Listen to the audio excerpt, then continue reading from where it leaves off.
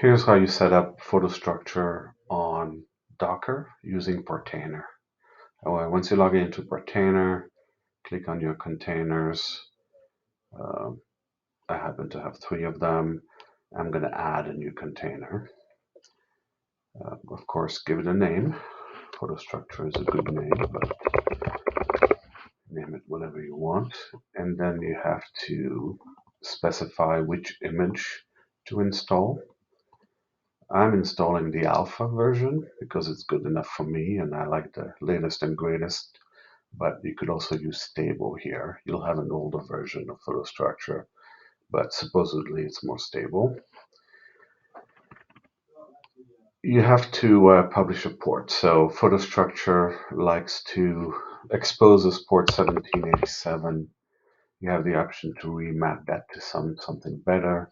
I'm going to not do that. I'm going to continue with 1787. Next are volumes. That's very important. Uh, Minimally, there's 2 volumes you should create. The first, they both bind mounts, so we make sure to bind. The first one within the container is called PS library, and this is where Photostructure stores temp files and its database and preview files, logs, etc. Ideally, this is on a fast disk. On my system, it's an SSD, and that's the path that I've created for it. Of course, this value is going to be completely specific to your system. The second bind mount that I suggest to create is where your originals are stored, where the pictures that you want Photostructure to catalog where they reside. On my system, that's ZFS-1/media. And I'm going to map that within the container to media. It doesn't matter where you map it there, just make it sure it's not something uh, that's known, that's already used by a Linux install. So don't make it /bin, for example. /media, /originals, / something like that will work. Photostructure does not mess with the content of this folder, it only reads it. But if you want to be extra sure, you can make this a read-only mount. That way you know it can't accidentally delete your originals.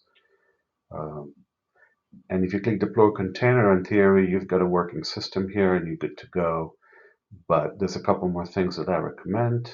Set the restart policy of the container to be unless stop. What that means is that if Photostructure crashes, if the container crashes, Docker will restart it. Not that it's ever happened to me, but at least not with Photostructure, but it's happened to me with other containers, and I find that helpful.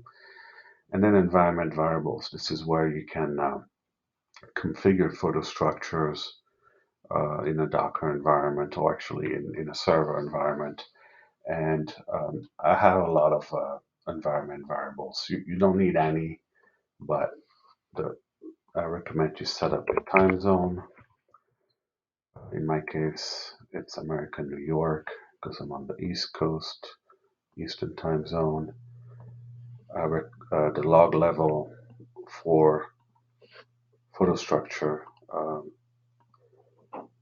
If you want to report a bug with Photostructure, chances are you'll be asked to set the log level to debug and send those logs. This is how you would do that. So you might as well do that. Set up the environment variable now. I'm going to set it to info. Um, if your entire install is on local disk, fast disks, there's a feature of Photostructure that was actually causing me problems, so I disable it.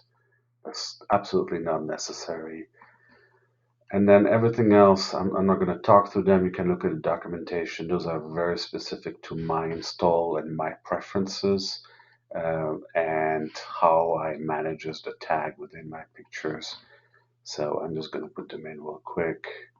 And again, I'm not going to describe them.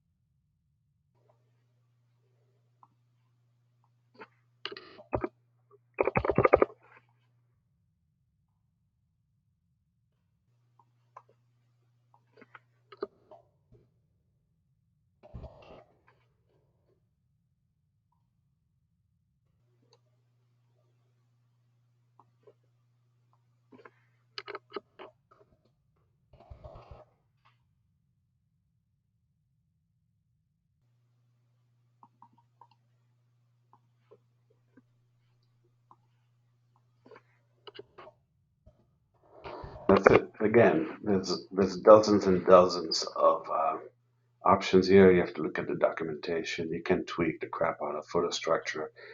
This is what I do. None of it is mandatory. Um, so do what's best for your install. And now I'm going to click deploy container. And again, it's on port 1787. So if I go to port 1787 right now, I should have a working system. Click continue. I'm going to do the free here for the demo. Um, so if you recall, I've mapped my original to slash media. I can let Photostructure figure it out, or I can actually manually tell it, hey, this is what you need to scan slash media. I'm going to disable that. I'm going to leave that and click start. And now Photostructure is going to start scanning. I'm a little bit impatient, right? So I want to see things happening right away. If I refresh, as you can see, pictures are already starting to appear. And this will continue for however long it needs to run.